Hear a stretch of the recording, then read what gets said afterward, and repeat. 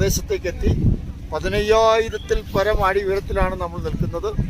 വളരെ ഭയങ്കരമായ തണുപ്പാണ്. -5-4 ഡിഗ്രിയാണ് ഇവിടുത്തെ സെൻറ്റിഗ്രേഡ്. നമ്മളിങ്ങനെ ആ ഇന്ത്യ ചൈന ബോർഡർ ആ നാദിലേക്ക് പോവുകയാണ്.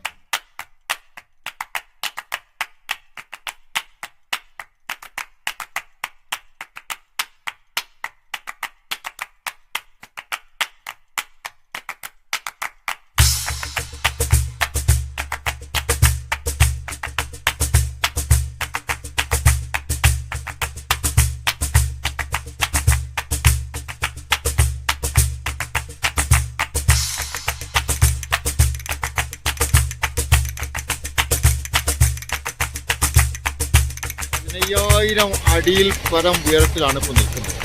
തണുപ്പെന്ന് വെച്ചാൽ നമ്മുടെ ഫേസിൻ്റെ എക്സ്പ്രഷൻ കാണുമ്പോൾ അറിയാം.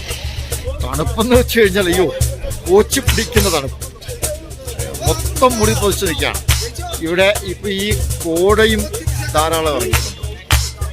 അതിന് ചുറ്റും നമ്മൾ നോക്കുമ്പോൾ ഒന്നും കാണാൻ വയ്യ. വാഹനങ്ങൾ ഇങ്ങനെ വാരിയിട്ടിരിക്കുക. ഇന്ത്യ ചൈന അതിർത്തിയായ നാഥുല പാസിലെത്താൻ കഴിഞ്ഞത് വളരെ വലിയൊരു ഇൻട്രസ്റ്റിംഗ് എക്സ്പീരിയൻസ്. ഒരു 8 വർഷം മുമ്പ്, കൊറോണയ്ക്ക് മുമ്പ് 2017 മറ്റോ ആണ് ഇവിടെ വന്നിരുന്നു. പക്ഷെ അന്ന് നമുക്ക് നാഥുല പാസ് ഓപ്പൺ ആയിരുന്നില്ല. അന്ന് നാഥുല സന്ദർശിക്കാൻ നിൽക്കുന്നത് ഇന്ത്യയുടെയും ചൈനയുടെയും അന്താരാഷ്ട്ര അതിർത്തിയായ നാഥുല പാസിലാണ്. ഏകദേശം 14,000-ലധികം അടി ഉയരമാണ് ഇവിടേക്കുള്ളത്. ഒരുപക്ഷെ ഇന്ത്യയിലെ തന്നെ ഏറ്റവും തണുത്തുറഞ്ഞ പ്രദേശങ്ങളിൽ ഒന്നായിരിക്കും ഈ നാഥുല പാസ്. അന്താരാഷ്ട്ര അതിർത്തിയിൽ നമ്മുടെ പട്ടാളക്കാർ ജാഗരൂകരായി കാവൽ നിൽക്കുകയാണ്. അവരിങ്ങനെ കാവൽ നിൽക്കുന്നത് കൊണ്ടാണ് നമ്മളെല്ലാവരും സന്തോഷകരമായി വീട്ടിൽ കിടന്നുറങ്ങുന്നത് എന്നുള്ളതാണ് ഏറ്റവും പ്രധാനപ്പെട്ട പ്രത്യേകത.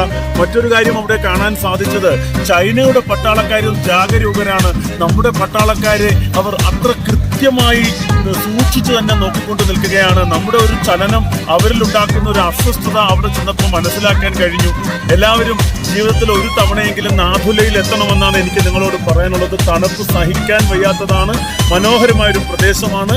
ഇന്ത്യയും ചൈനയും അന്താരാഷ്ട്ര അതിർത്തി പങ്കിടുന്ന നാഥുലയിൽ എത്തിയിരിക്കുന്നു. എല്ലാവർക്കും താങ്ക് യു.